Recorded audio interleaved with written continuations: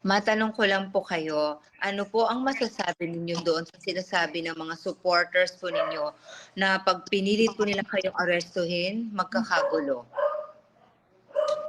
Ang payo ko sa mga kababayan ko is intindihin nila ang ating gobyerno and that this is a government of laws and not of men. At kung may mga tao na gagawin yung batas, use them in, I don't know how they call it,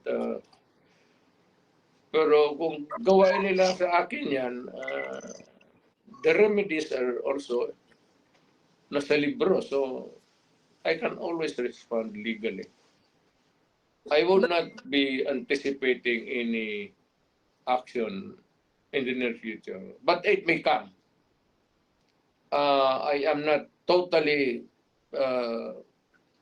taking it out from the... Okay.